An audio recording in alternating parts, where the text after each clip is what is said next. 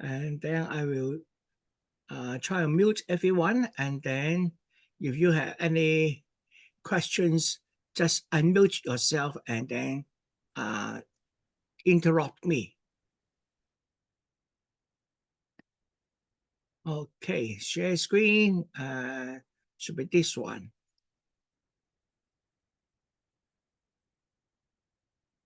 Okay, China's peaceful rise. Last time we talked about whether China is rising and will it collapse, and then whether the rise itself has been peaceful. Today we'll concentrate on Middle East.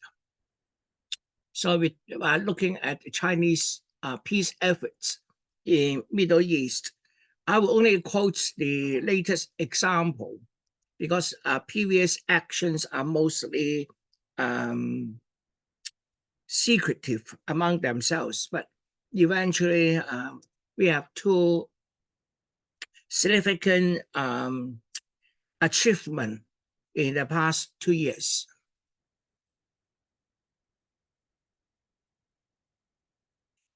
We know that 2002, Russia started a special military operation or invade Ukraine. So the world especially almost split. The Western countries, the European countries plus US, and then Asia here, Japan and South Korea applied the maximum sanctions on Russia. So the number of sanctions applied to Russia is in the range of about 12,000 different sanctions on Russia.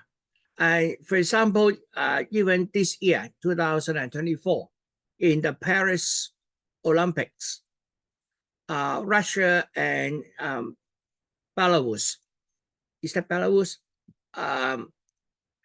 was prohibited to participate as a country, whereas Israel is officially represented. Among many countries, including China, India, and African countries, and most of the Asian countries, etc., has not applied sanctions to Russia. The result is that Europeans stopped buying oil and natural gas from Russia. Russia being, I think, is either the second or third largest oil producer. So did that mean that Russia oil is not flowing out? The answer is no. One particular case is India. India imported a lot of oil from Russia. It jumped about 5 times within about 24 months. India also started refining the oil and then selling the oil to Western countries. So effectively, what had happened is that the Russia energy is now routed through other countries, for example, India, and then eventually end up in Europe. Another case in point is that in 2002, about September, there were several large LNG, the liquefied natural gas, LNG. Several large shipments of LNG which was signed long time ago, due to deliver to China. Instead, China routed the LNG to Europe and make a huge profit. So the question is, what is China's position? Well, basically, China has blamed the enlargement of NATO when Soviet Union collapsed in 1991. There were oral agreements. Unfortunately, the agreement isn't written down, but there are many evidence showing that at that time, U.S. promised not to expand NATO eastward by even 1 inch. Of course, after that, we know that many former Soviet countries joined NATO, including Poland, etc. So since 2014, we have the Maidan Revolution in Ukraine. And then from that onward, in the Donbass region, the Ukraine government has been applying military actions in the Donbass region. The Donbass region is in the eastern Ukraine. The population there are mostly Russian ethnic groups, and they speak Russian. And that continuous, for example, bombardment of the citizens in the Donbass region obviously has annoyed Russia, because these are people closely linked with Russia, and then they are speaking Russian anyway. I think the seed for the war is planted by 2014. As the Ukraine government progresses in adding more violence against its own population, the Donbass regions want to become independent. And obviously, Russia has been helping them. By 2021 December, Russia, through diplomatic channels, convened to United States and NATO that Russia will strongly object Ukraine joining NATO, citing when Ukraine joined NATO, then its missiles, especially coming from United States, will be very close to Moscow, about a 5-minute flight, and that is unacceptable to Russia. So basically, in 2021, there's almost an ultimatum and trying to block Ukraine from joining NATO. Obviously, both NATO and United States said that a country has a right to join another organization. It is sovereign right. So by late February, Russia initiated this special military operation into Ukraine. The military objectives is to stop Ukraine from joining NATO. That's the number one objective. The second objective is to de-Nazi Ukraine, because as we now know, there are a lot of Nazi fractions inside Ukraine, especially in the military. But the war is still fighting up to now, so we don't know the result yet. By 2021, about April, a peace deal is almost ready to sign.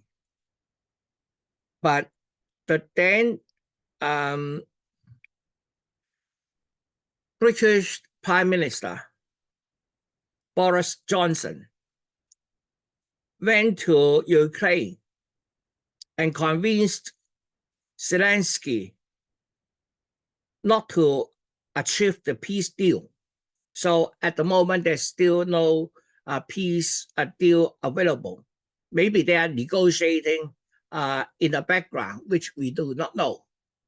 So the Chinese position is that we recognize the history of NATO expansion.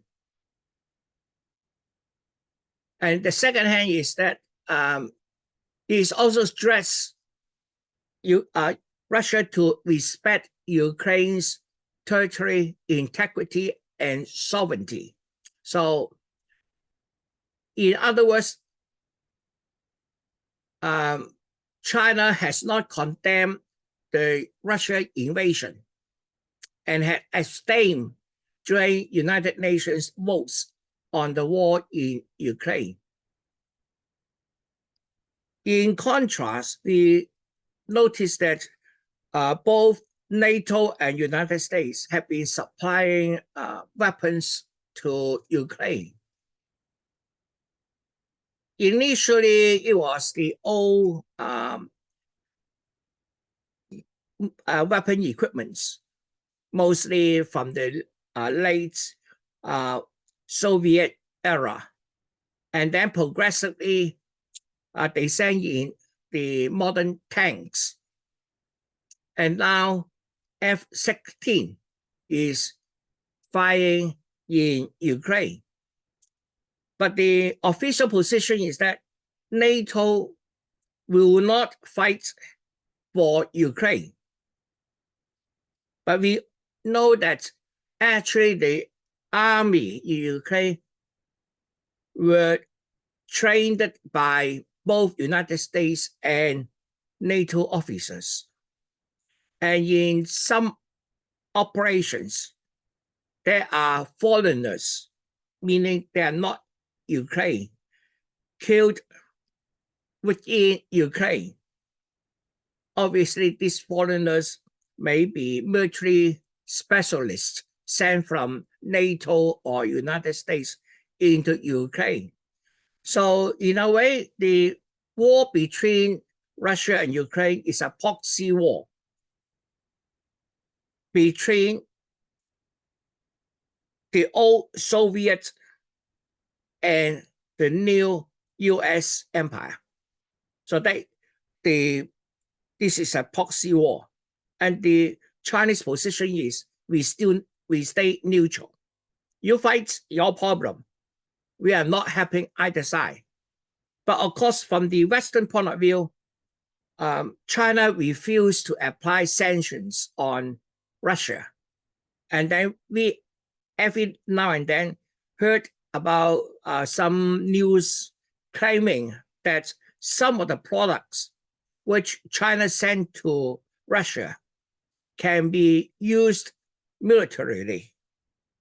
And that is a violation of United States sanctions.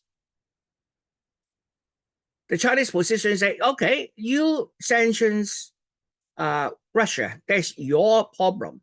That's your call, your law. But whether your law should apply to us is another issue. China refused the long-arm law applications of United States. Now that raises a very interesting geopolitical situation.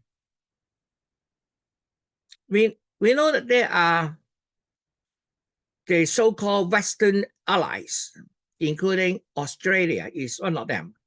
We have the Five Eyes. This is a international spying operation between UK, Australia, New Zealand, Japan, and America. We have the AUKUS, Australian, UK, and United States, meaning to build nuclear submarines for Australia. We have also the Quad Group, the India, Japan, Australia, and United States. All these operations are meant to contain China, which we have explained last time. The application of sanctions on Russia, one of them is the banning of Russia's banks from the SWIFT interbanking transaction notification system. And United States also frozen the United States dollar-nominated assets. The same apply to EU.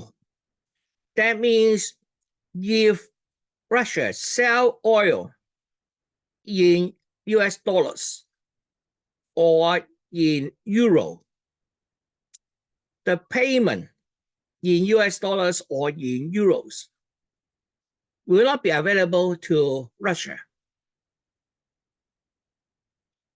So to get around this problem, Russia required all those countries which apply sanctions on it has to pay for the energy or any commodity from Russia in Russia's rubles.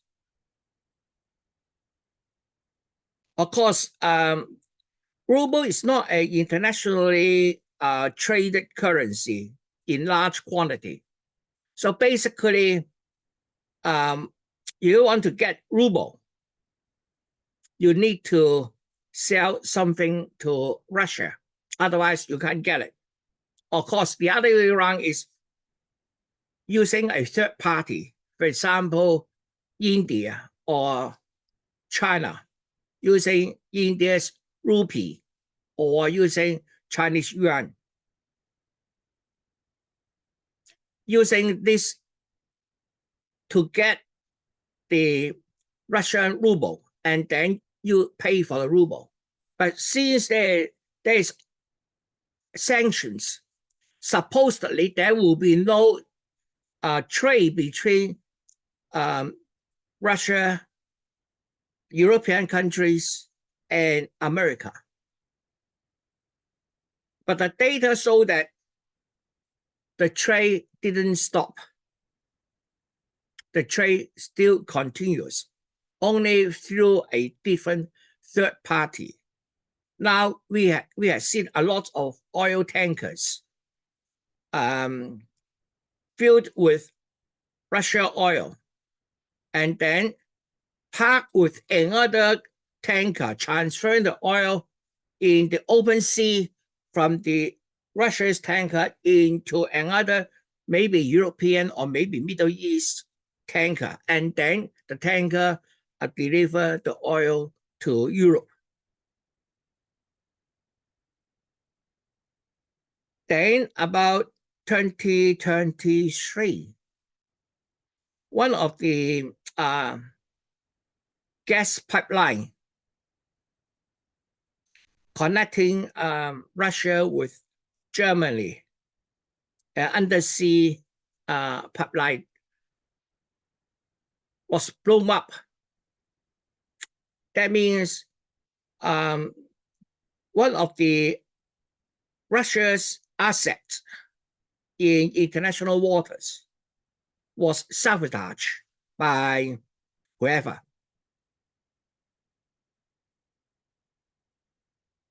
that also means that energy costs in Europe will rise and had risen. In 2021, in the winters, the energy price skyrocketed by about 10 times. Of course, recently the price had come back down, but there was a lot of fluctuation in fuel, in energy.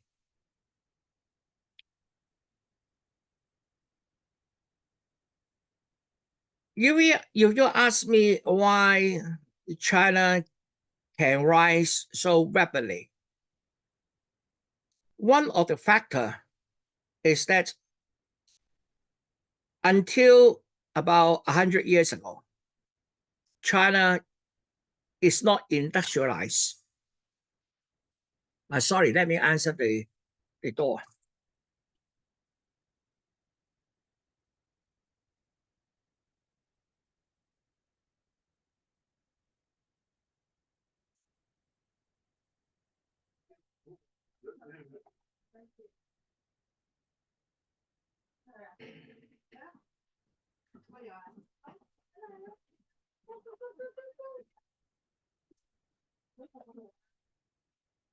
Okay, I'm back.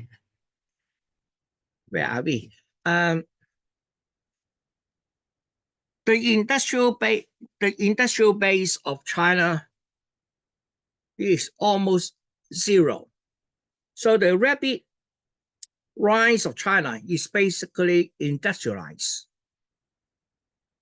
And now we know that China is almost the world's factory. And that's a key point here. If energy costs becomes too high, Europe will de-industrialize. Europe's main economic engine is Germany. If Germany's energy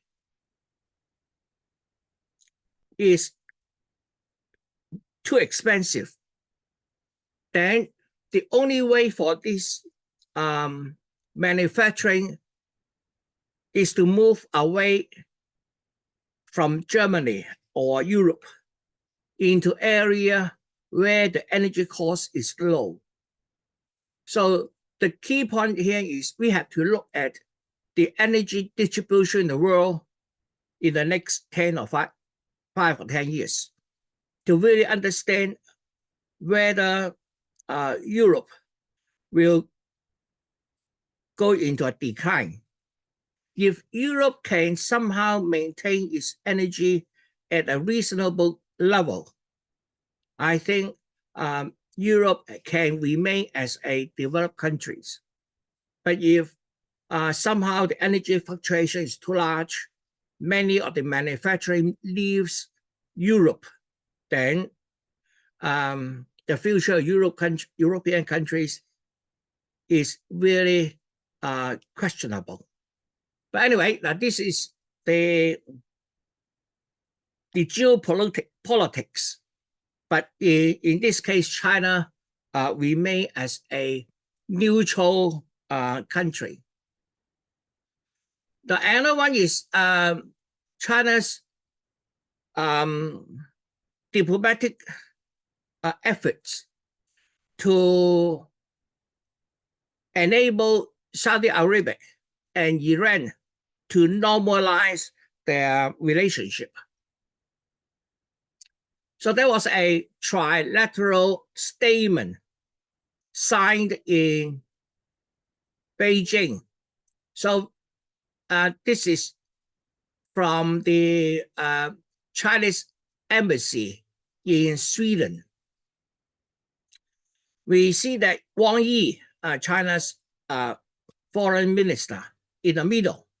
And on two sides, we have the Saudi Arabia's representative, and on the other side, we have the Iran representative. they are holding an agreement. This agreement is the normalization of relationship between the Kingdom of Saudi Arabia and the Islamic Republic of Iran. After 7 years of tensions between these two Gulf countries, Saudi Arabia and Iran resumed diplomatic relations after negotiation in the good offices of Beijing from March 6 to 10.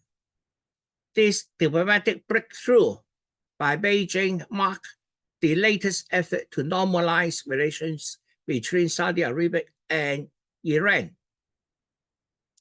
The position of Saudi Arabia have changed since its king delegated its power to the high prince.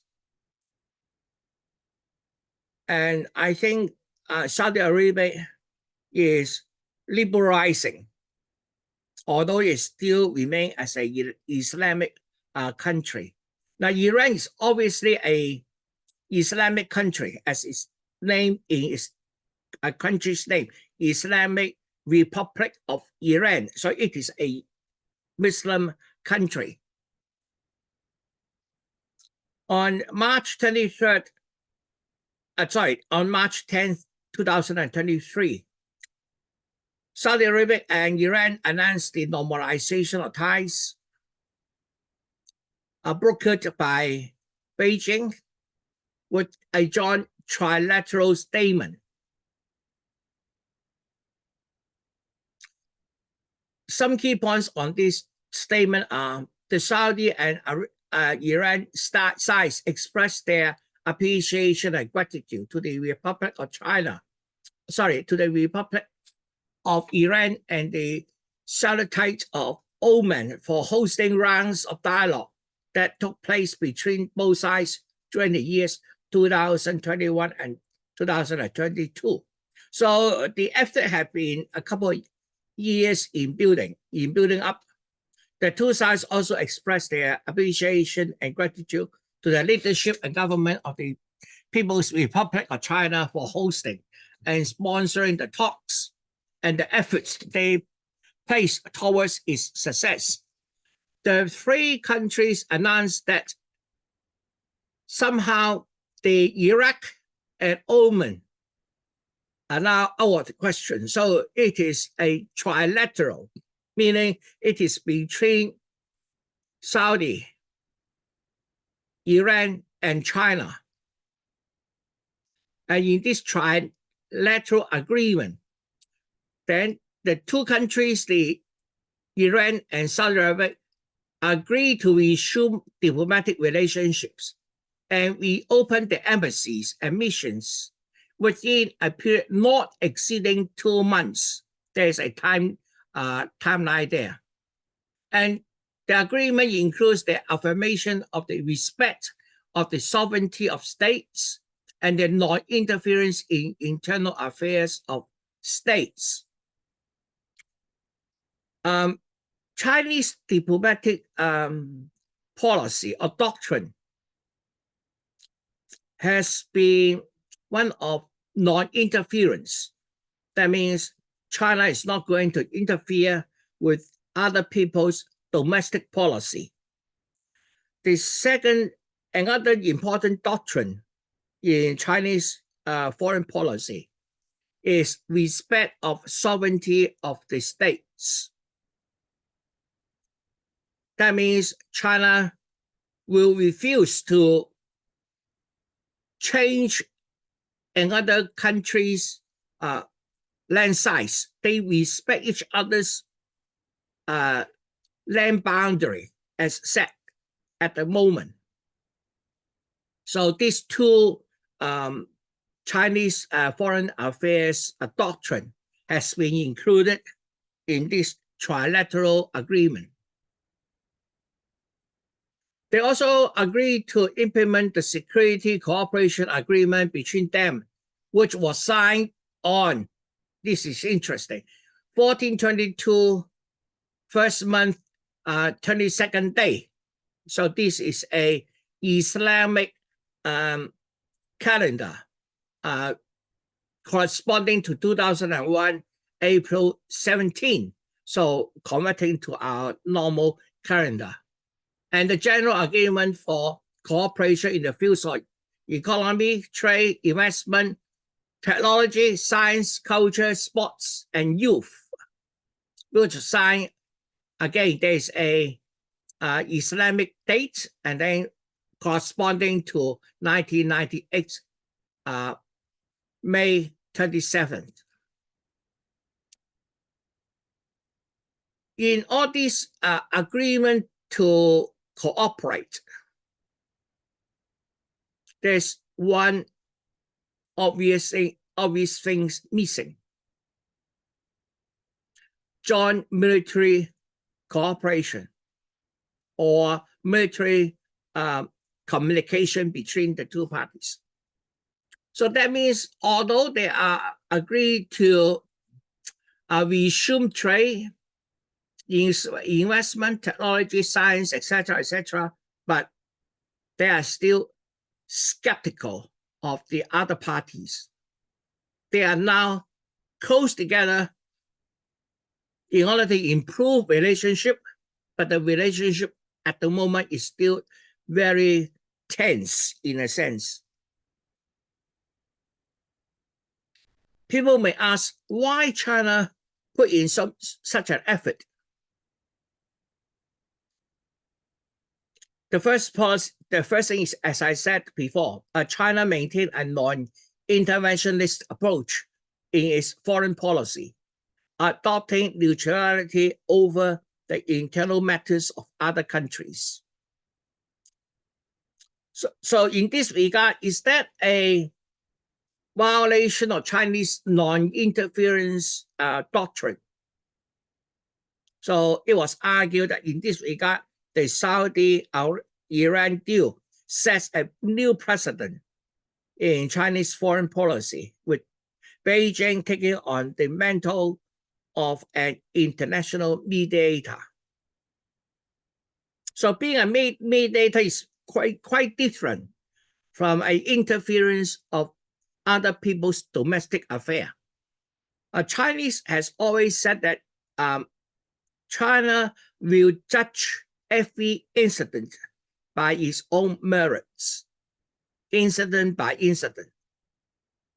China is a non-aligned country, similar to India. China will not form alliance with any other country. Although we may say that the relationship between Russia and China has been very close, yes, this is a very close friendship, but it doesn't mean that these two countries is obligated to act together. In areas where both sides benefit, they obviously would choose the same path. But in case there is conflict, then each side will take its own consideration and draw up its own actions plan. This is quite different from alliances. For example, NATO. NATO is an alliance. One of its cause said that if one country is being attacked, it is considered to be an attack on all the NATO countries. And all the NATO countries will contribute to defend the attack. At the moment, Ukraine is almost like a NATO country, except NATO is not officially sending armies into Ukraine territories to fight for Ukraine.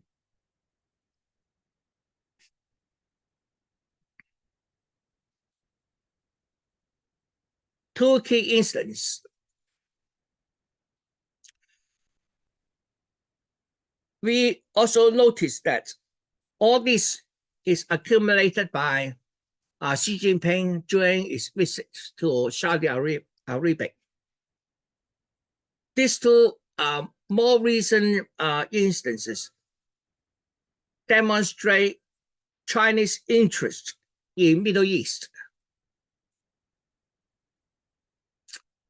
So when Xi Jinping visited Saudi Arabia in 2022 December, and then later on, Xi Jinping also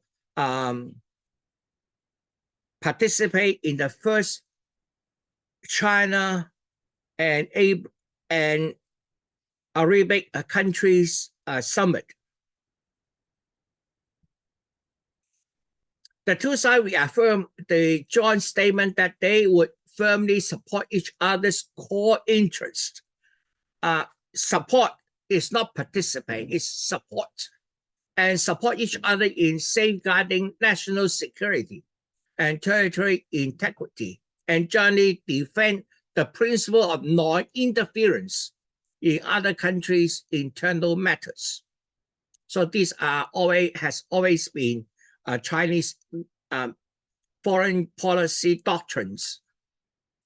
On December 9th, Xi, in his keynote speech, posited that China and the China Gulf Cooperation Council, sorry, I call the meeting wrong. It is the China and the Gulf Cooperation Council meeting, should be partners for greater solidarity, further consolidate political mutual trust, firmly support each other's core interests. Different countries have different core interests.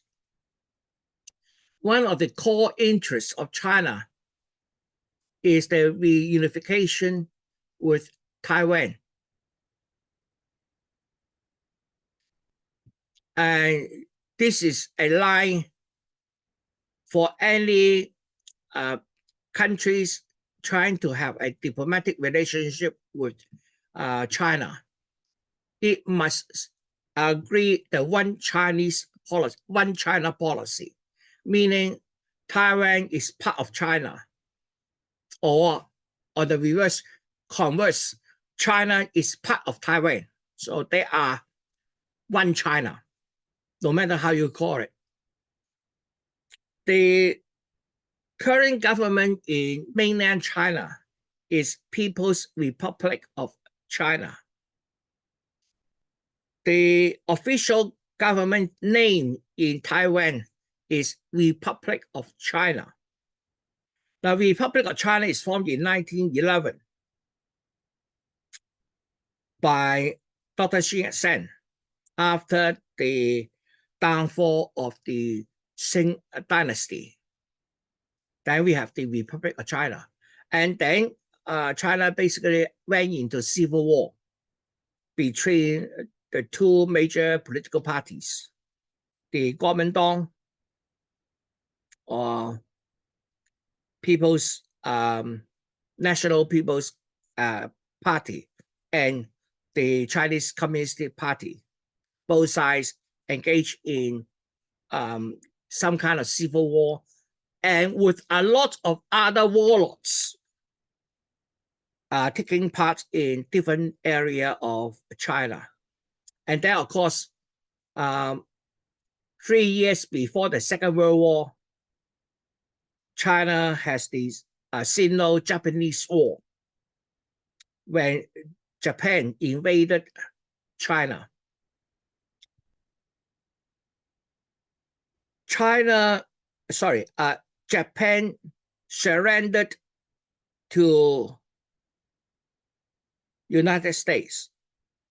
In its cease of war between China and Japan, Japan agreed to hand back all the occupied territories to China, which would include the South China Sea, the Taiwan, Diaoyu Island, and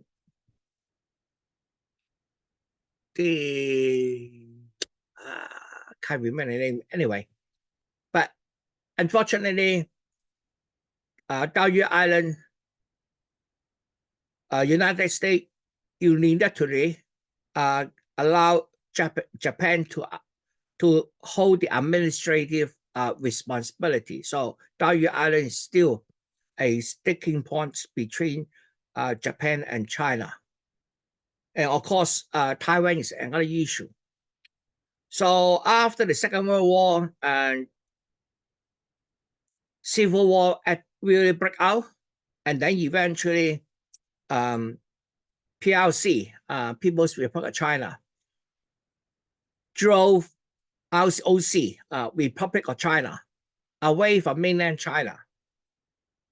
And a lot of people say, well, since ROC have left the major landmass of China and not only controlling a very small population of China, we consider ROC already collapsed, finished. That's one way of looking at the history. The other way of looking at history, no, China is now separated into two countries, like South Korea and North Korea, two different governments controlling different parts of the country. That's another way of looking at it.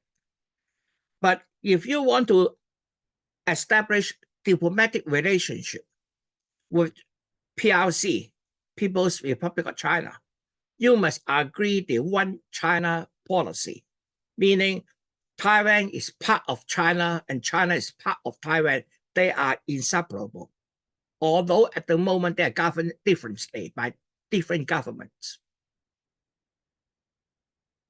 This is quite different from South Korea and North Korea. Although I think the Koreans want to reunite and to become one Korean countries, but I don't think it is possible.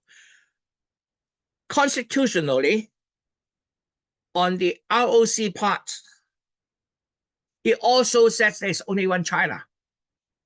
And I am the legitimate government. ROC consider it is a government in exile. It now is in Taiwan and trying to recontrol the mainland China. But as time progresses, we see that the ability of Taiwan to recapture mainland China is approaching zero. So later on, we might want to look at the relationship between China and Taiwan. But this is one of the core interests. The Chinese core interest is unification of China. So any diplomatic agreements is always one of the statements. So there are two statements which always included in any diplomatic agreements with China. One is the one China policy. The statement will say both parties support one China policy.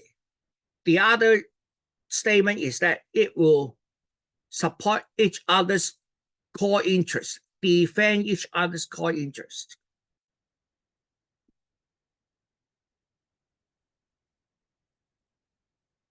In February 2003, the is now deceased Iran president visit Beijing. This is the first state visit by an Iranian leader in over 20 years. So we see that having been quiet for a long time, China is now more active internationally, especially in Middle East. She extended China's support to Iran, promising to safeguard its sovereignty, independence, international integrity, and national dignity, and oppose external forces from interfering in Iran's internal affairs and undermining its security and stability. Very similar. Almost every agreement with China, we have something like this. The core principles of Saudi-Iran deal is Iran's willingness to actively improve relations with its neighboring countries.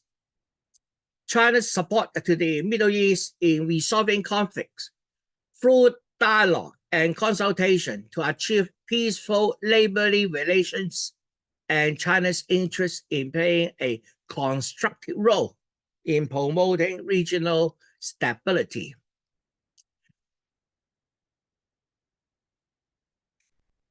All these impact include strengthening Xi Jinping's leadership. It promotes a constructive actor role in international affairs, especially compared with the military role by the United States. It is part of what Xi called Global Security Initiative. The Global Initiative is distinct from what the United States call rule-based global order. The Global Security Initiative is based on UN charters, not rules or whatever. It's the UN charter. So it is trying to provide an alternate global security order based on this global security challenge.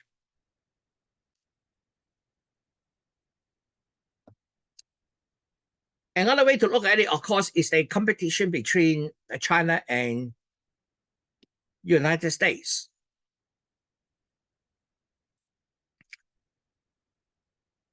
China is playing more and more a role in Middle East, whereas the American role in Middle East seems to be diminishing.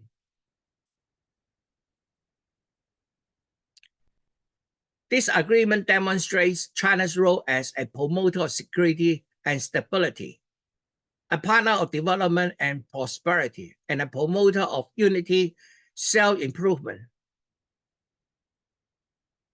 The American expert, Stephen Watts, called this deal a wake-up call for America. It highlights China's attempt to present itself as a force for peace in the world, a mentor that the United States have largely abandoned in recent years. Among all these, we have to look at what is the interest behind it. China and Arabic countries maintain bilateral trade partner and have a trade figure amounting to $330 billion in 2021. And the growth is at around 8% between Arabic countries and China. Now, China's current trade is growing at about 7% per year compared with last year. The GDP of China, the trade is now about 30% of Chinese GDP. The Chinese GDP growth this year is about 5%, depending on the later half of this year. I will think the third quarter may be looking at 4.9, 4.8, and the fourth quarter may jump up back to 5.1, making the overall about 5% for 2024. That's my expectation. Don't hold me on that. We have to look and see. But in terms of trade, China, the largest trading partner of China is the Asian countries. It was United States at about 30 years ago, but now United States now I think is the third largest trading partner rather than the first. So there is a lot of trade between China and the Arabic countries. China also have this Belt and Road Initiative. Under this, China is offering to do a lot of infrastructure projects. Of course, the Gulf states have a lot of energy, a lot of oil in particular, and this is one of the resource China want to maintain.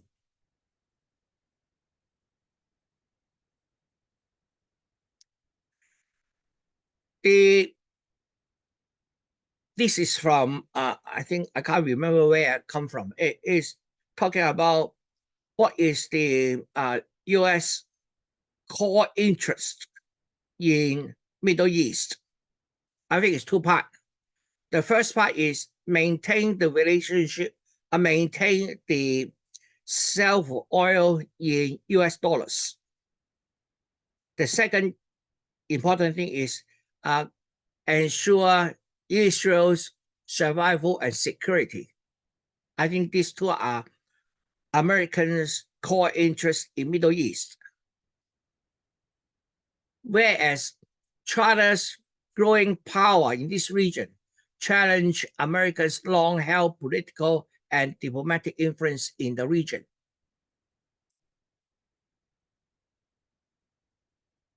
So in terms of advising U.S., you becomes more proactive, more economic engagement, and so on.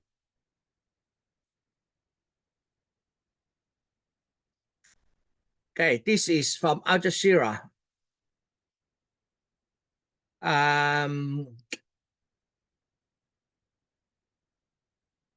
Not much information. Okay, 1 year on from the signing a deal, pragmatism is still the main driving force. Both countries has established diplomatic relationship and they have been in dialogue. So that is good.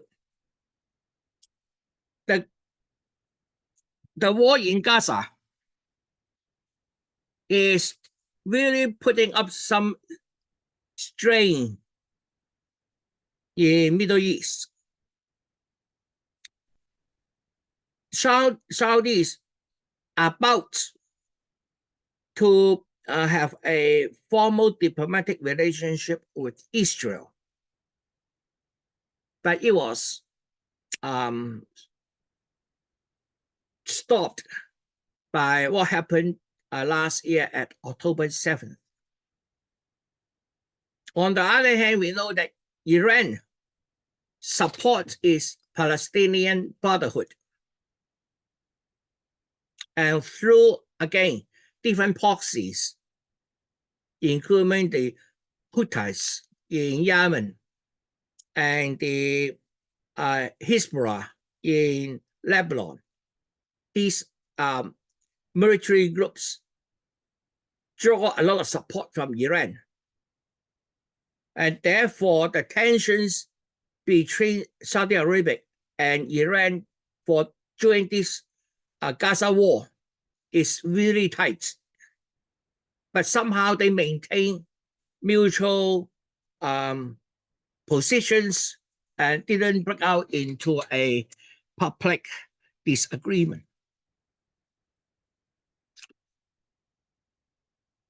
Finally, we come to Gaza. This is a very important declaration named after the capital of China. Now, before that, there's only another international agreement named after Beijing. Now, this is the Beijing Declaration. It is the ending of division among Gaza Palestinian parties. In 2004, July 23rd,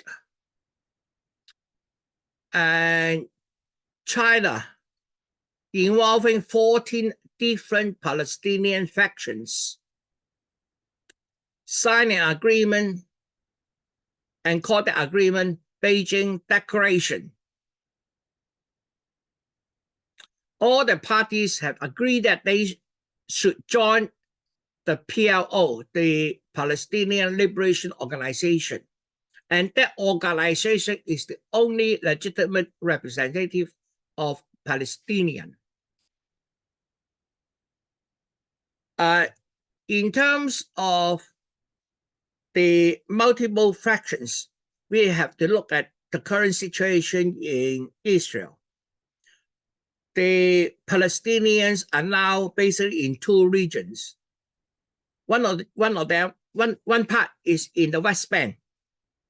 Territory-wise, is larger, but in terms of economy and in terms of other things, it is more a people living in rural areas in the West Bank, and they are mostly secular, and it is ruled by Abbas. He take a position of trying to coexist with Israel and opt the position of negotiation. The other region is in Gaza. Gaza is currently ruled by Hamas. Hamas is a initially it was a welfare group trying to provide social services to people in Gaza, and eventually it becomes a government. And of course, in Gaza there's a military group,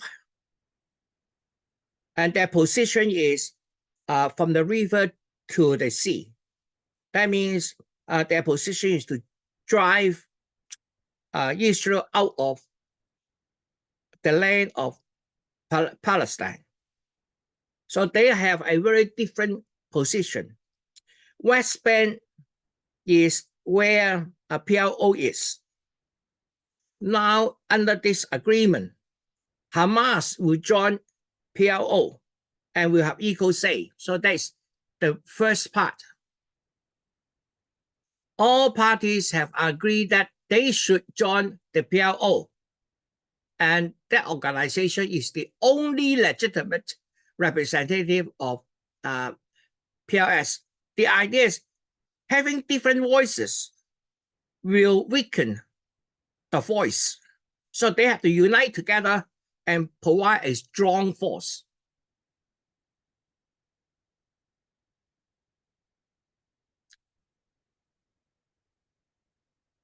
There was a very clear feeling that what Israel is doing is really threatening everybody. A new government would ensure the unity of the occupied West Bank and Gaza, ruling both territories after the war and effectively blocking Israel's efforts to maintain its occupation of Gaza. So in terms of positions in Gaza, Gaza people really is now suffering in this Gaza war. The Abbas is going to visit Gaza area, but how can he do that? We don't know, because there isn't a corridor between West Bank and Gaza. So either Abbas have the agreement of Israel, travel through Israel to Gaza area and meet with Hamas leaders, or he had to fight outside of West Bank, go to some third country, and then from that third country somehow find his way to go to Gaza. How he can do that, I don't know yet. But he had expressed wish to visit Gaza to see what happened in Gaza on the ground. So the plan is to form an interim national reconciliation government around the governance of Gaza after the war with Israel, as well as of the West Bank. The declaration also stressed the Palestinian people's right to resist the Israel occupation in accordance with international laws and the United Nations Charter, and to thwart any attempts to displace Palestinians from their land. Now, I don't know how somehow this statement can be included. If this meeting was held outside China, for example, in the United States, then it will stress the right of Israel's existence. Here it stressed the right of the Palestinian people to resist Israel occupation. It's quite different. So this is the background, and I'm not going to repeat this again. So you can look it up somewhere. At the moment, the Israel war on Gaza has direct deaths over 40,000 direct deaths, and indirect deaths will be multiples of this number. International experts estimate in any war, the indirect deaths is 3 to 35 times the death toll in the war. So if you take a 5 times, then it will be 200,000 people indirectly dead due to the war. The population in Gaza is about 2 million. That means it will be about 10%. 10% death. It is a very large casualty to any country. Okay, now I will stop here, and then I welcome questions. So you want to ask me any questions? Unmute yourself, and then you can raise a question. Anyone?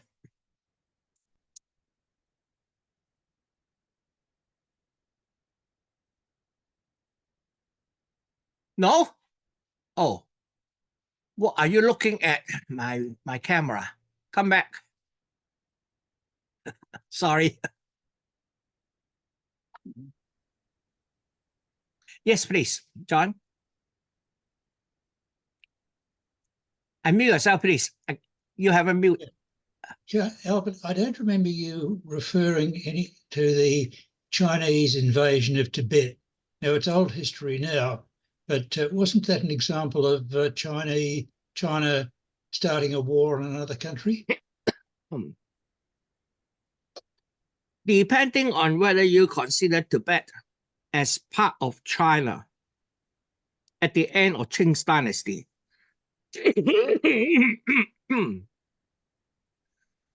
Tibet has been considered part of China. By the Chinese?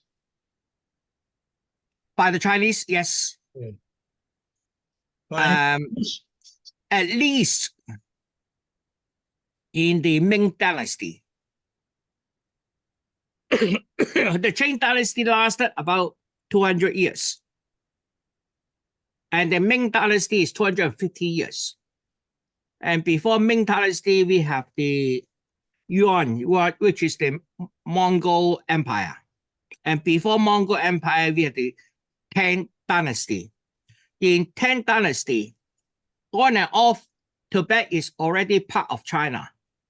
So Tibet has been part of China on and off, on and off. For example, Tang Dynasty, some period is part of China. And then when the Mongols come, they break out from China.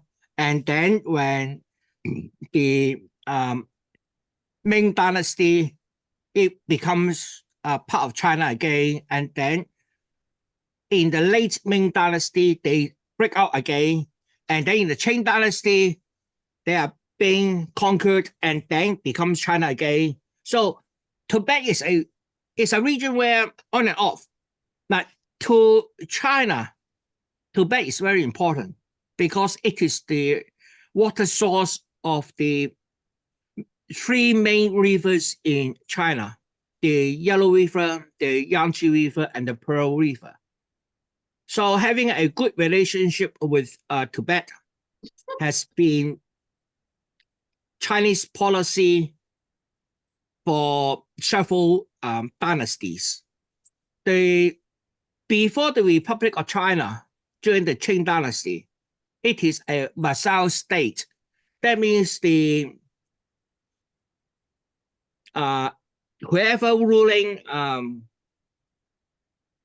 Tibet has its autonomy, but every now and then they will come to Beijing in the late Ming Dynasty and Qing Dynasty, and before that is come to today's Xi'an to pay tribute to the emperor, and in return, the emperor will provide them with gifts. Being in a high plateau area, Tibet doesn't have a lot of vegetations.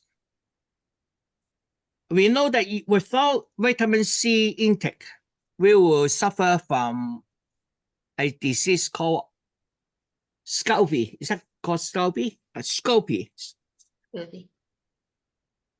So Tibet has been dependent on Chinese support of tea. So by the end of the Second World War, Tibet is what's it called? A country ruled by religious leaders, and all the rest are just slaves to the Tibetan monks. So at that time, the Chinese Liberation Army went into Tibet, drove the ruling monks out of China, and of course, including the Dalai Lama. So Dalai Lama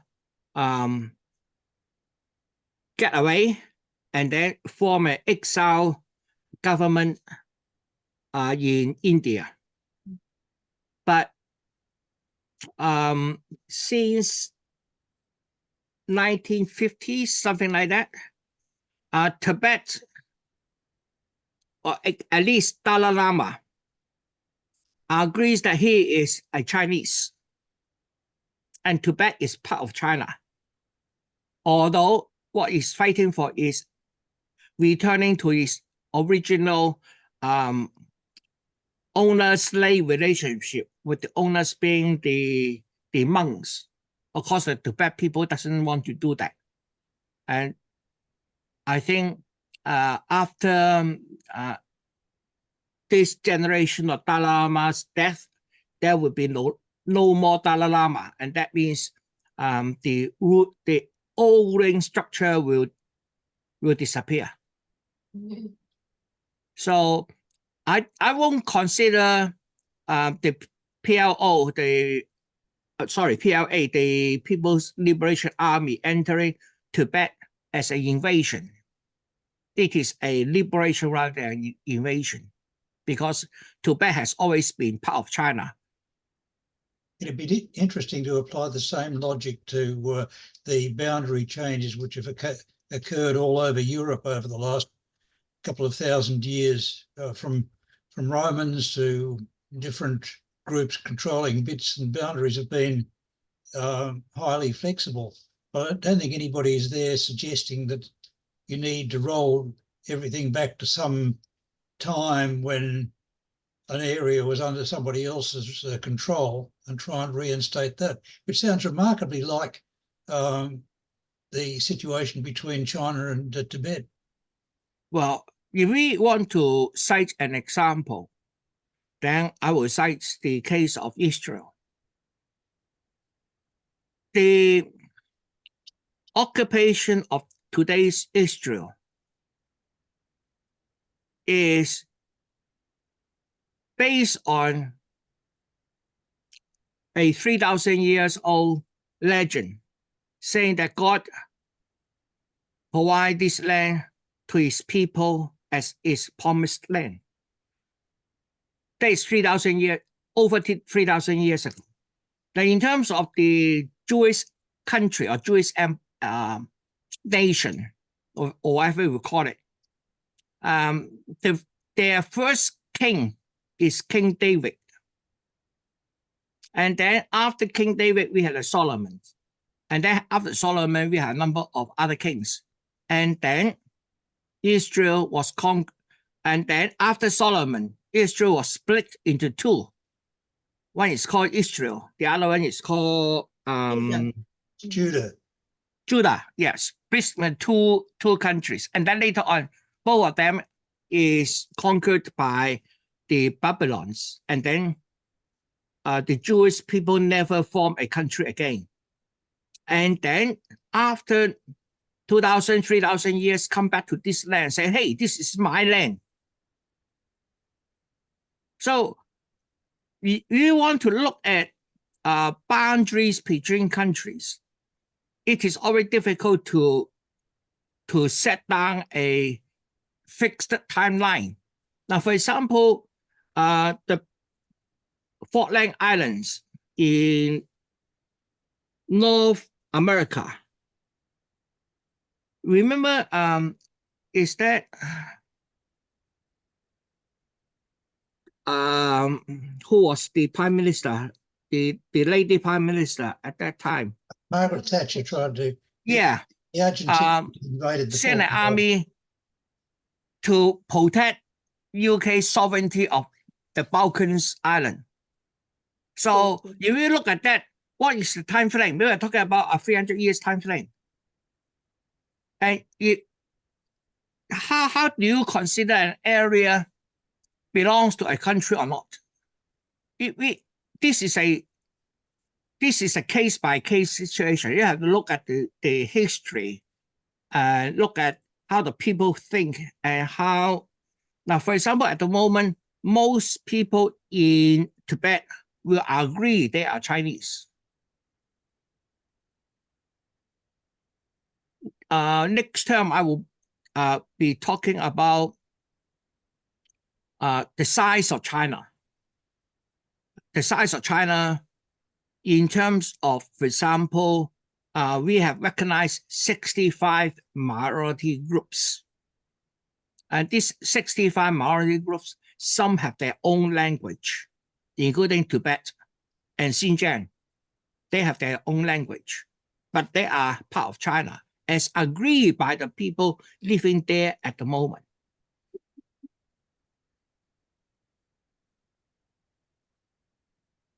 Okay. Yes, please. Hello there. Yes, I was going to question your terminology about Donbass.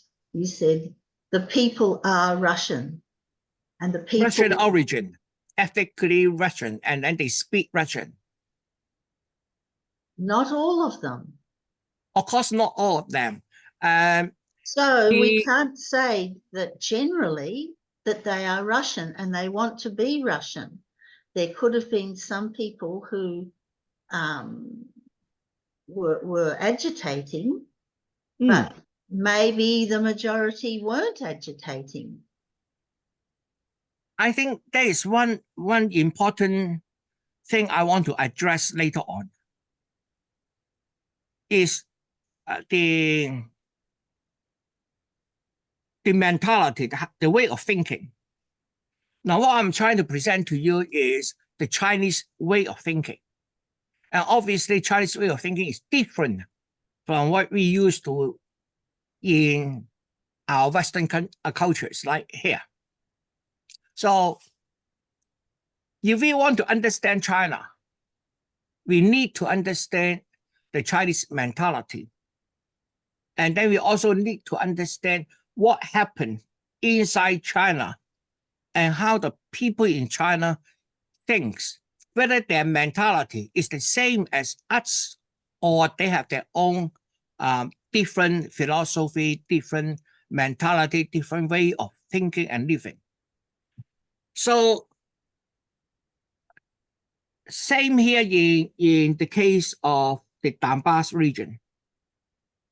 When I say there are Russian speaking, of course it's not 100%, but the majority there are Russian speaking.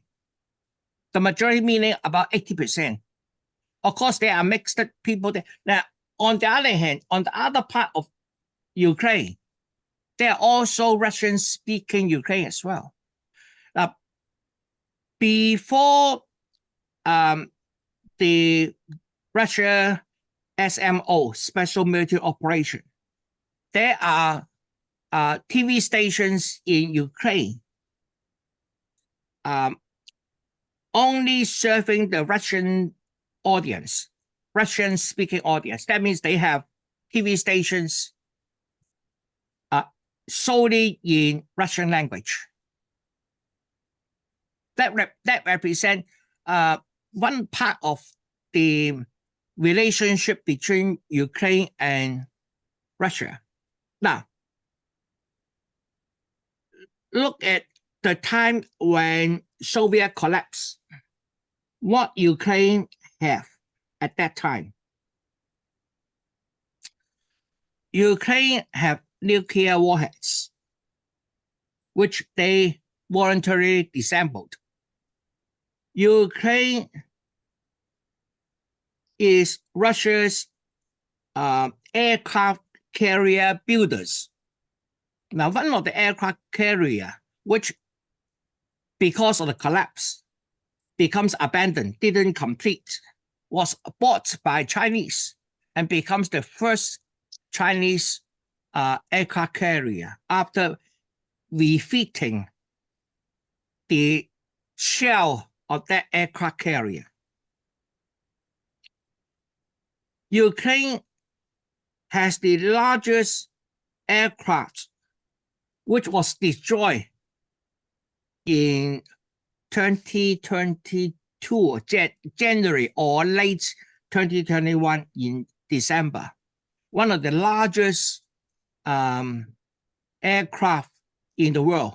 There's only one, which the Soviet used to carry is equivalent of the shuttle. Remember, Russia also have a shuttle program different from United States.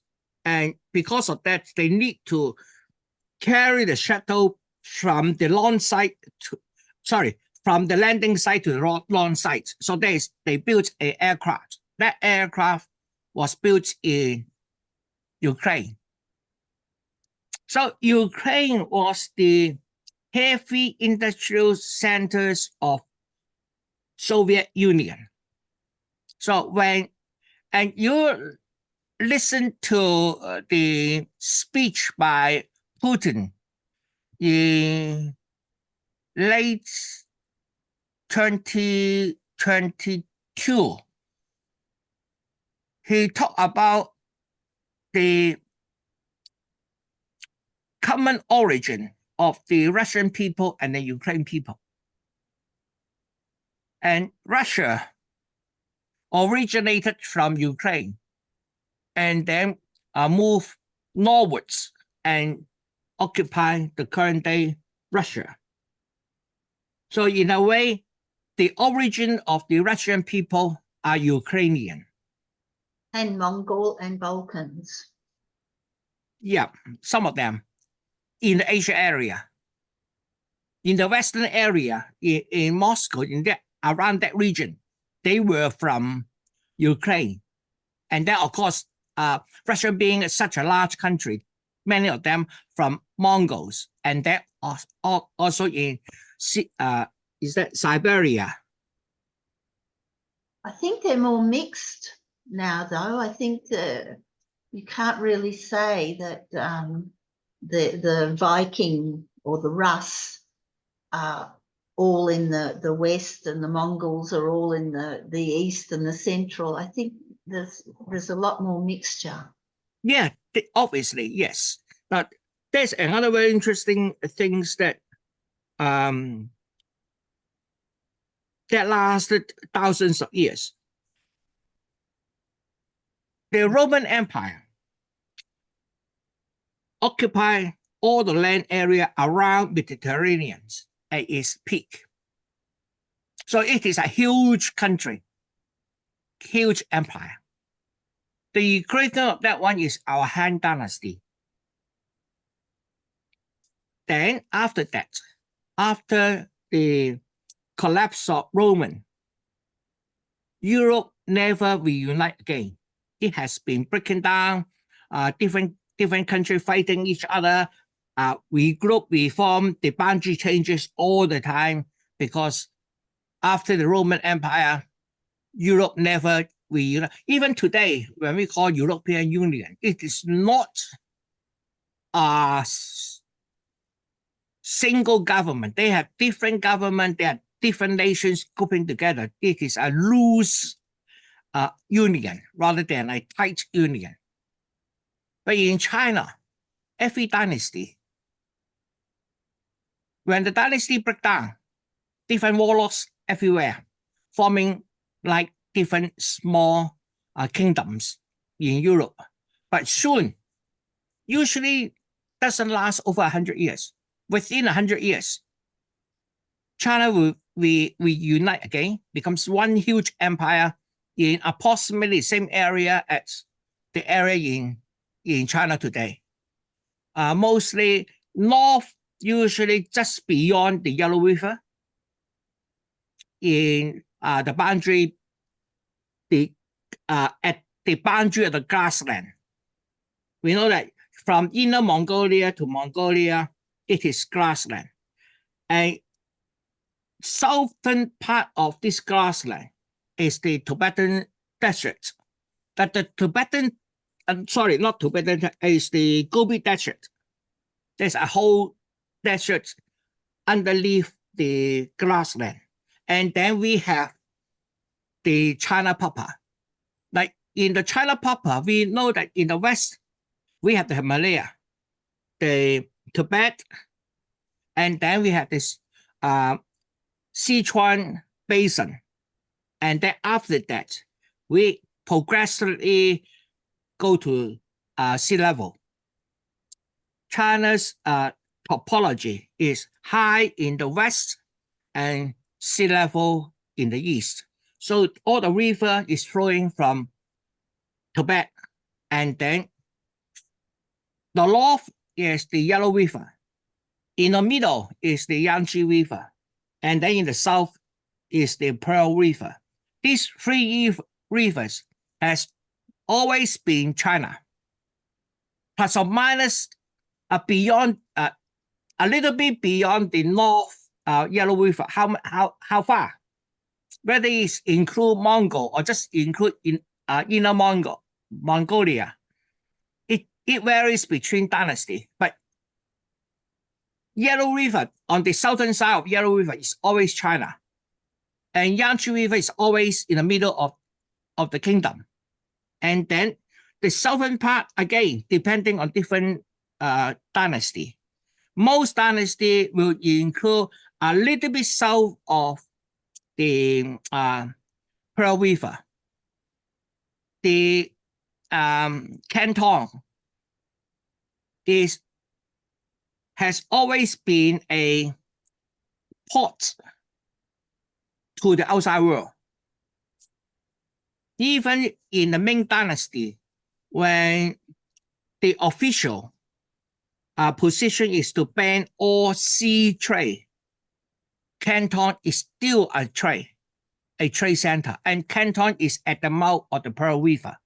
So that means in the north, it is almost using the Yellow River as a boundary, and it depending on different dynasty, how far from the north of Yellow River is the boundary. It may change a little bit.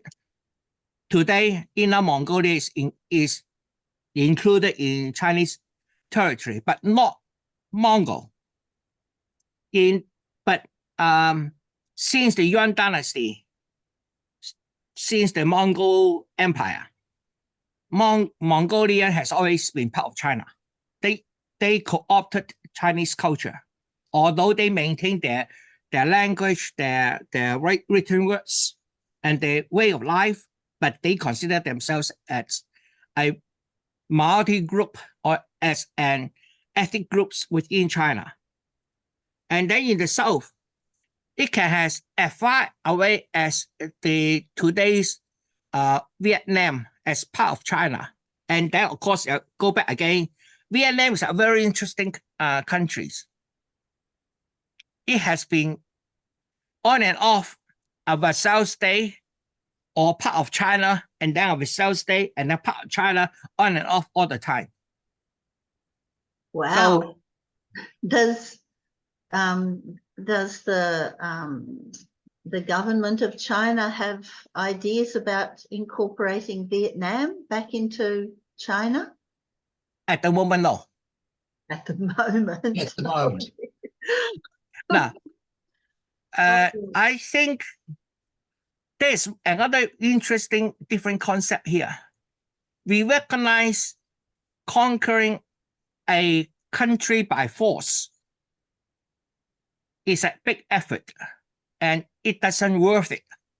The main conclusion is it doesn't worth the effort to conquer a country by force.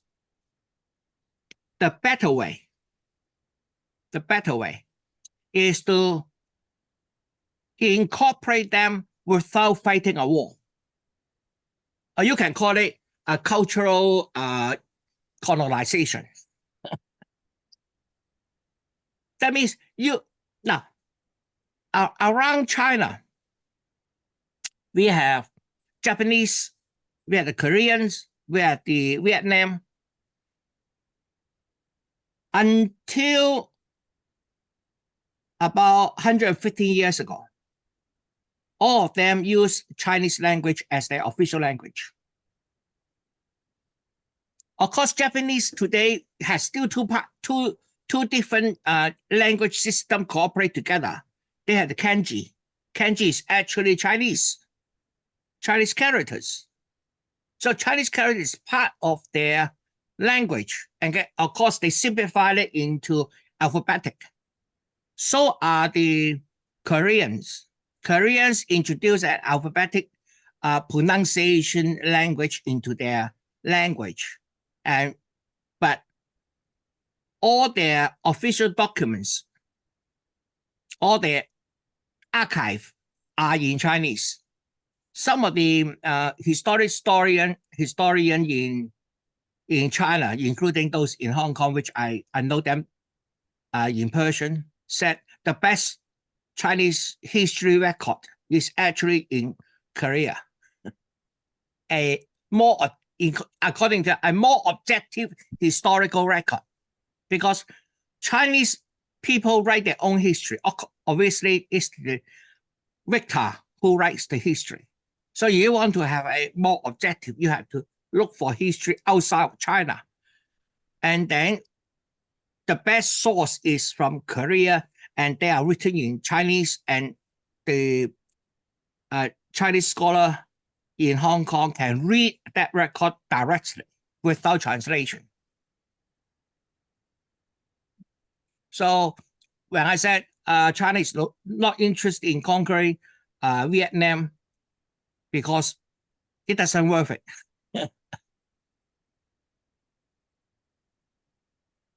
The better way is to have something like a strong trade relationship. Bound the people together by trade rather than by force. I'm concerned about this agreement with Russia that NATO wouldn't expand eastward. I'm concerned how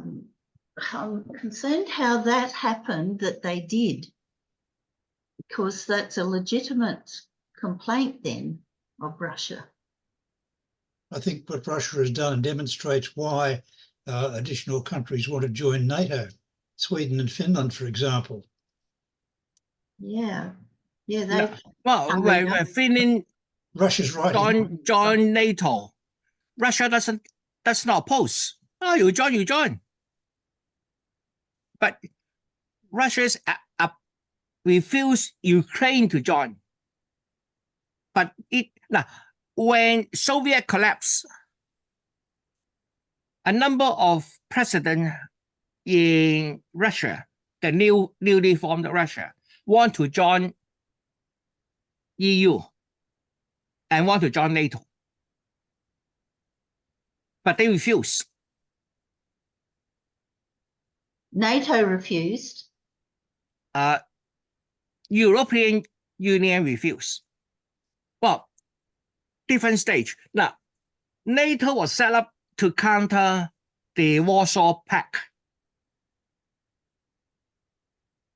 And when Soviet Union collapsed, the Warsaw Pact obviously collapsed. Therefore, NATO should have no enemy because the enemy was Warsaw countries under the Warsaw Agreement. But once an organization is formed, it has its tendency to prolong its life. So you have to create an enemy so that it gives legitimacy of its existence. That enemy is Russia.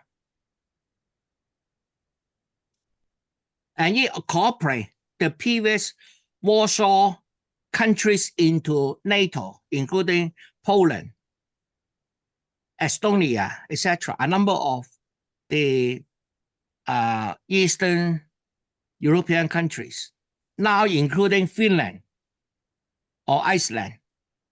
Russia doesn't say anything. Oh, you join. Although there was an oral agreement that NATO will not expand eastward, but the fact is NATO do expand eastward. Yeah. Why? NATO is a military alliance. So that means, again, similar case to the Asia refocus, where Americans want to move a lot of military power into Pacific. The Pacific countries have to ask why. A major power moving a lot of military equipment into the region which I'm part of. The question is always have to ask why, and then you have to formulate a policy, a response to that. Well, apparently Australia thought it was a good idea. Sorry? Apparently the government of Australia thought it was a good idea. I think the government of Australia is really stupid. Look at Singapore and compare Singapore with Australia. Singapore is in a much better position than Australia, And both economically and in terms of human development. what does Singapore think of the AUKUS Pact? Their officials' position is neutral. None of my business. Yeah, the old problem of Taiwan coming up. But Indonesian is objecting the AUKUS. Our Polynesians, all these small islands along Indonesia, etc., because Australia and these countries have a non-nuclear agreement. And now AUKUS is equipping Australia with nuclear submarine. But of course, nuclear submarine and the submarine carrying nuclear weapons are two different things. Will our nuclear submarines carry nuclear weapons? I think that is the question. Right, I don't care about the power source of the submarine. The power source of the submarine may be diesel, may be battery, whatever. I don't care. What I care is, will our submarine carry nuclear warheads? If yes, I will oppose, because we are a nuclear-free country. That's our stand. Australia publicly filed the agreement in United Nations that Australia is a nuclear-free country. We are not, but unfortunately, in the air base, United States Air Base in Australia, they plan to position the B-2 bombers here. B-2 bomber is a strategic bomber. What kind of weapons they carry? I really want our government to answer this question. Which RAAF base is going to carry those bombers? Which one? No, I mean the bombers in United States military base in Australia. In Darwin? Yes. Anyway. What kind of weapons are these strategic bombers carrying?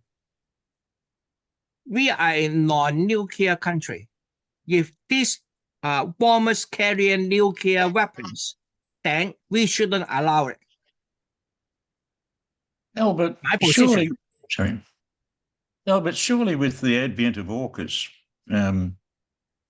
are we not just sleepwalking into having nuclear weapons in submarines? Yes, I think so. I mean, it's obvious, isn't it?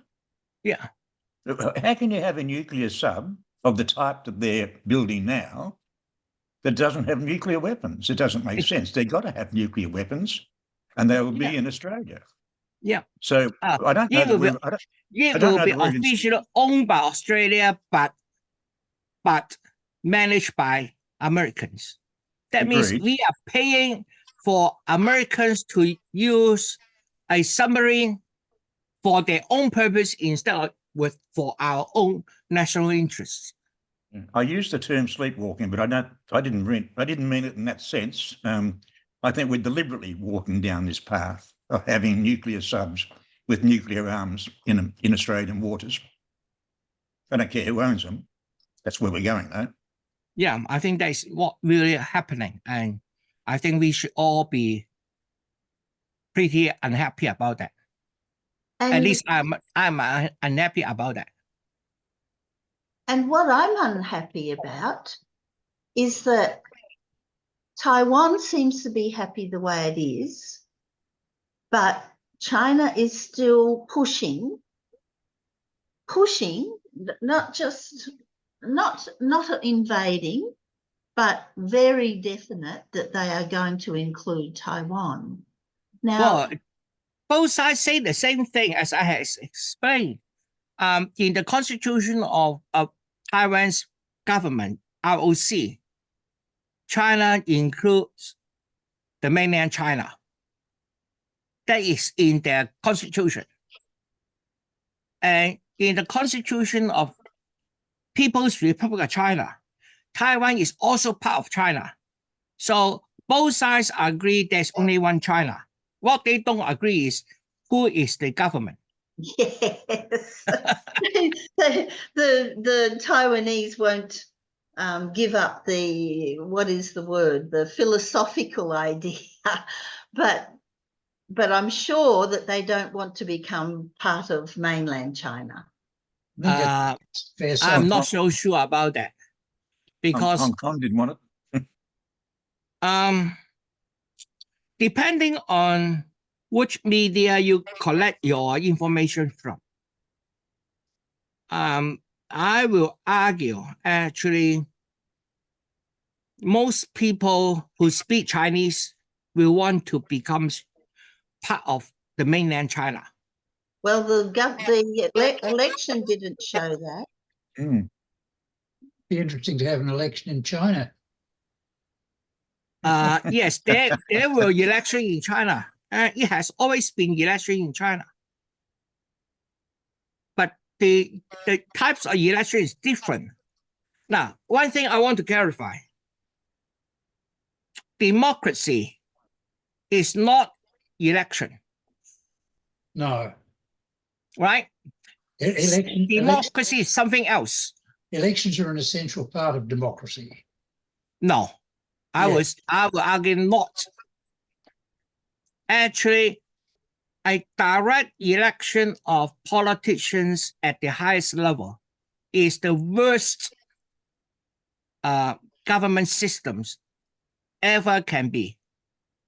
And if we want to protect our democracy, we must fight against this general election. You're having a Let long. me give you one argument, just one. I have 31 arguments for that. I have made video on that, videos on that. I have 31 different arguments against election. Just one.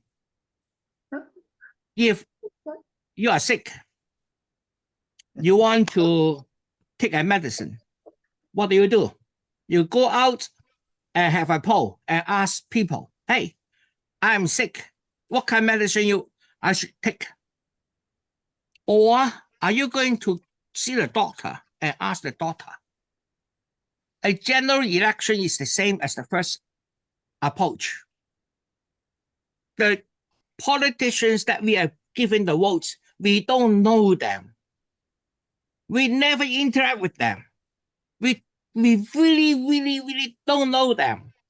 But in a short period, 30 days, a week, or in America, a year, they come out and then promote themselves. We all know that when you promote yourselves, you only tell people what you're good at and never tell you what you're bad at. We don't know their weakness. We don't know how they think about issues. They may have a broad issues, but what about more minor issues? Not on the agenda. How will they react? We don't know. And then we give them dictatorship power for a couple of years. But Albert, couldn't you say the same thing about people who were imposed upon you? Sorry? I mean, couldn't you say the same thing about people at the upper echelons who are imposed upon you? No. We don't know them either. We don't hear their worst side. Exactly. We don't see and their therefore, worst we side. don't have the right to vote for them. The people But who we know can't get rid them of them has the either. right to vote for them. And But we so, can't get rid of them. so the Chinese voting system go like this. In the lowest level, at your village, you vote for your village chief or you village secretary. Okay, so you person know that person. Maybe it is in a village of about 500 people, 1,000 people votes for a leadership. You may not really know him, but you know him in a way you are close by. Okay, so Yeah, that's the lowest level, and where the threshold of being a candidate and the threshold of a vote is very low. So basically, anybody can become a candidate and anybody can vote in that level. Oh yes, but the candidates have to be members of the Communist Party, don't you? No. In Hong Kong, they do. No. In Hong Kong, no. Hong Kong's Communist Party do not have a member in the Legislative Council. Yes, Hong Kong has a Communist Party, but the Communist Party of Hong Kong has no legislator in Hong Kong's Legislative Council. Zero. Is there a member of the Hong Kong legislature who's not a Communist Party member? No. That's what I thought. No. Wrong. People Hong Kong do have a number of political parties, right? And these parties are independent parties. They are not part of the Chinese Communist Party? No, zero. No relationship.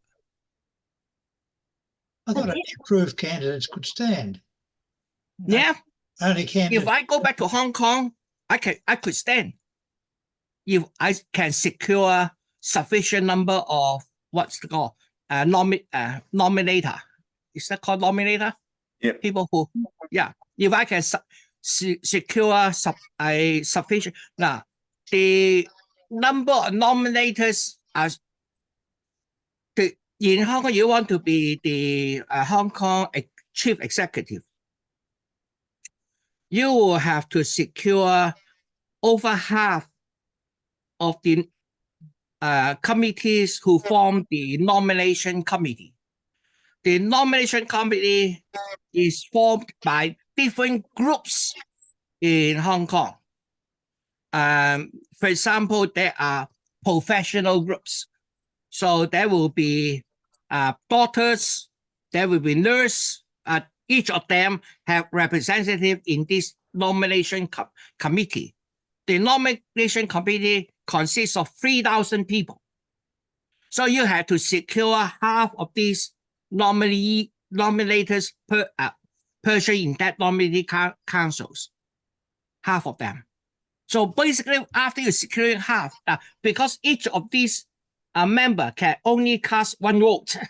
That's the question.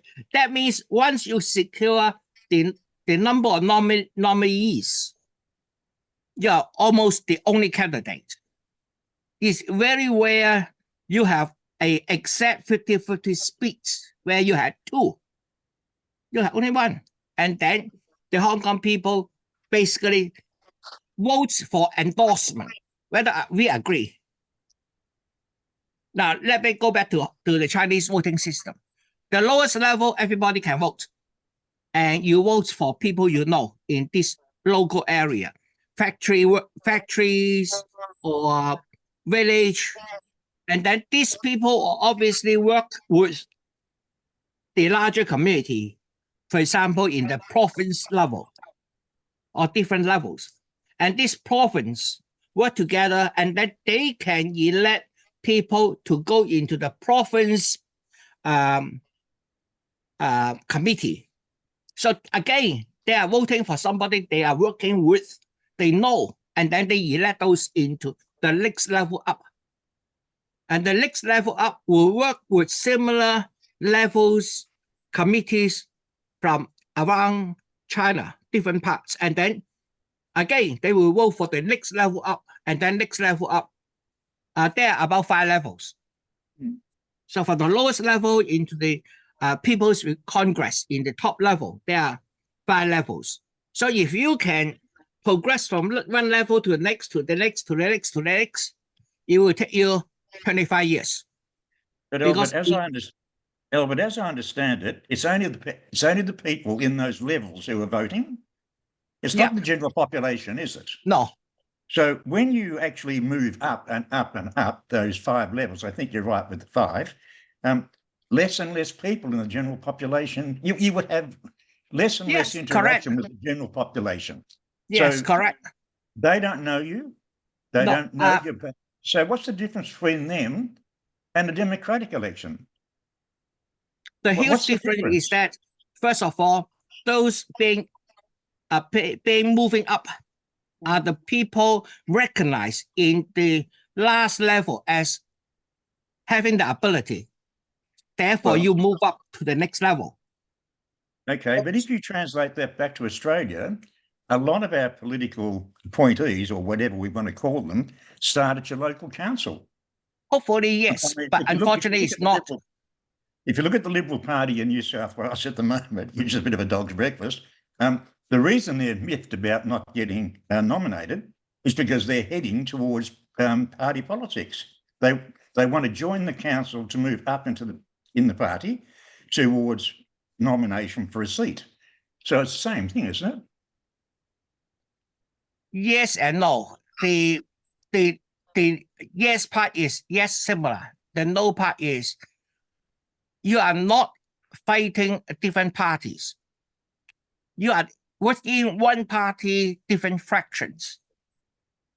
Now, there's a huge difference between different parties and different fractions within a party. Now, if a party have a party policy, no matter which fraction, you should have agreed with that policy. Otherwise, the policy will not have adopted to become the party's policy. All right. So, in a sense, no matter how fierce the infighting are, they have a core common interest: protect the party's policy. Whereas for us, in a multi-party system, what we see in our politics is that the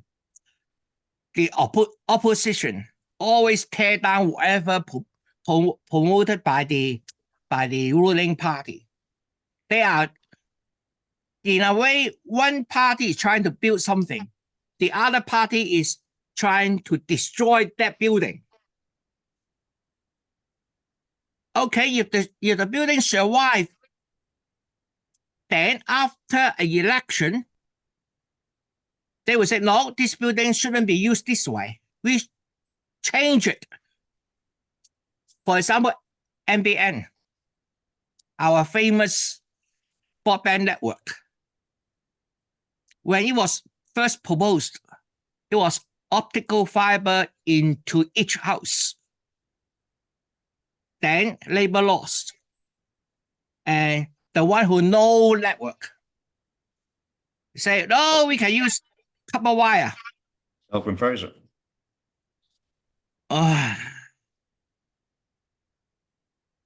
In China, I can have 5G at around 36 renminbi per month with unlimited downloads at 1 gigabits per second nominal. And on peak, we are talking about 5 gigabits per second. In China, here, my mobile plan is 10 Australian dollars. That means about the same money but I have only 2 gig downloads at around 100 megabits. It's 10 times the speed difference. And one is unlimited amount of downloads, and we have a limit of 2 gigs. Huge difference. But the other huge difference is that we have access to the World Wide Web without having a firewall between us and it. And so I think a lot of people in China probably love the access we have to worldwide information. Our information sources. Yeah, well, this is a question I want to address next term. I have to leave you with that, Albert. Yes, I have to go. Thank you, Albert. Okay. We are over time a little bit. That's Okay, we will Good. talk about the Chinese peace effort in Asia next week. Okay. Good. Thank you. Thanks, Albert. Thank you. Bye-bye. Bye. Thank you.